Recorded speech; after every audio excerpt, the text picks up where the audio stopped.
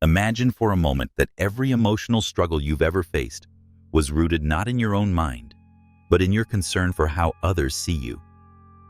That the stress, fear, and insecurity you carry come from placing too much weight on someone else's gaze. It sounds simple, even obvious, but within this lies the core of your discontent, the belief that your value is dependent on external judgment. This episode draws from a powerful idea, a radical philosophy shared by Ichiro Kishimi and Fumitake Koga.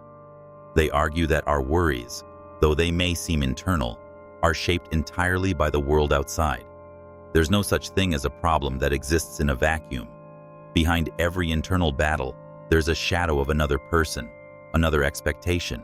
We've been conditioned to believe that life is complicated, that happiness is elusive and hard-earned. But these two thinkers say otherwise. They claim life becomes simple when we stop seeking approval and start living with conviction. All it takes is one thing: the courage to be disliked. This isn't a call for rebellion or bitterness. It's a plea for freedom. You don't need more self-esteem, they argue. You need bravery. The bravery to live your own truth, even when it means losing the approval of others. Because the price of being liked is often your authenticity. The moment you gain that courage, everything shifts. Your relationships stop being heavy. Your conversations feel lighter. The need to constantly explain, to justify, to prove yourself, it evaporates. What's left is a kind of calm, a silent confidence that radiates from within. The authors draw from the work of Alfred Adler, a psychologist who believed that human behavior isn't dictated by past trauma, but by goals we create in the present. Our emotions, our habits, our thoughts. Each one is a tool aimed at helping us reach those goals, even if we don't fully realize it. What does this mean? It means your anxiety isn't something that happens to you. It's something you create. You don't feel nervous and then avoid an interview. You avoid the interview, and then you create anxiety to justify it. Your goal is not to succeed, but to protect yourself from failure. This might sound harsh, even unfair, but it places the power back in your hands. If your emotions are tools, then they are yours to change.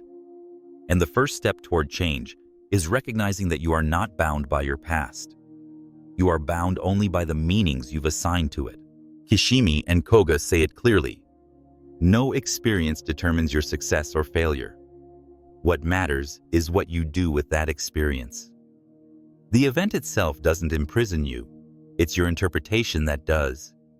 This is why your future is not written in your past. It's written in your choices now. But then comes the real question. If we have this much control, why do we choose unhappiness? The answer is sobering. Because unhappiness serves a purpose. It lets us avoid risks.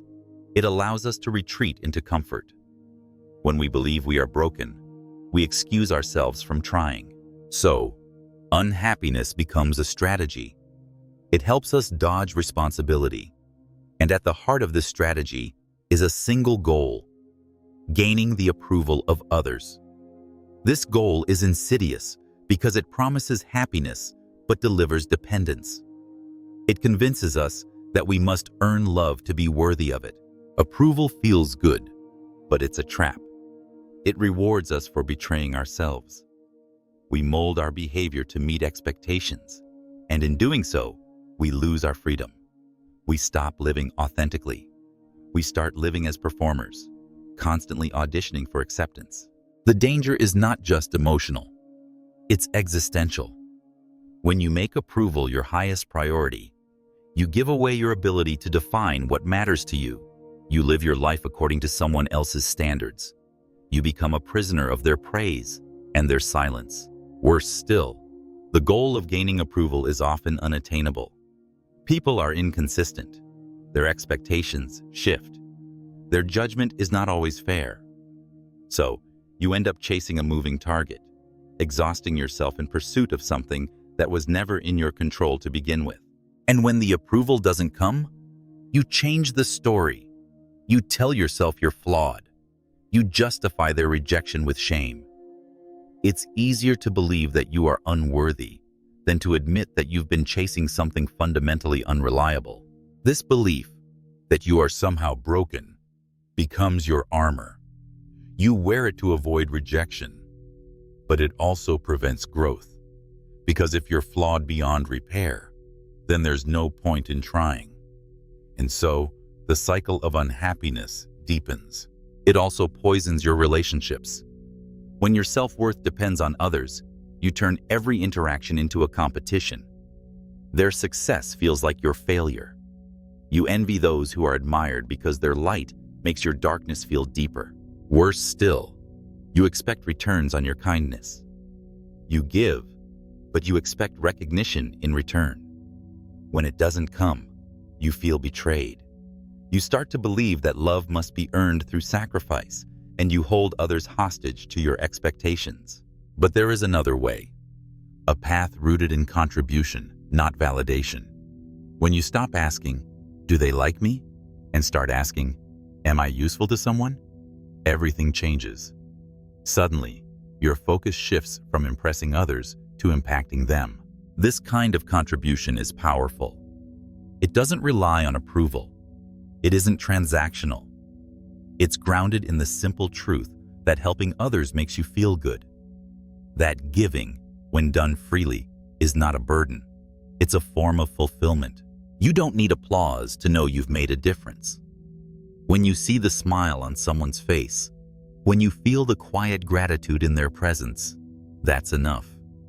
You begin to understand that meaning is found in moments, not medals, and you realize something profound. Simply existing is valuable. You don't need to achieve something extraordinary to matter. Just being present, just showing up. This alone can bring joy to those around you. You are enough. Happy people know this. They don't measure themselves against others. They celebrate success because it doesn't threaten their own worth. They've escaped the scarcity mindset. They've left the zero-sum game behind. Instead of clinging to competition, they embrace connection. They believe that every person adds something unique to the world. And because of that belief, they see no need to compare, no reason to tear others down. They also understand that relationships aren't built on sacrifice. They're built on freedom. They don't expect others to meet their emotional needs. They give without demanding. They love without conditions. And in doing so, they create space for others to be themselves. Most importantly, they live in the present.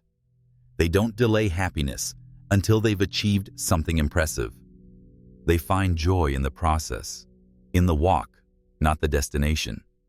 And if today were their last, they wouldn't feel that their life was wasted. They are proof that happiness isn't complicated. It's not about being perfect. It's not about being praised. It's about choosing, again and again, to live by your values, even when it means disappointing others. So, the courage to be disliked is not about being defiant. It's about being free. It's about stepping off the stage and reclaiming your voice. It's about letting go of the fear that not being liked means not being worthy. In the end, you'll find that the people who truly matter are the ones who love you for who you are, not for what you do to please them. And the peace you gain from living authentically will outweigh any praise you've ever received. So ask yourself this: are you willing to pay the price for approval? Or are you ready to live your life freely, courageously, and without apology? Because that decision, more than any other, will determine the quality of your days.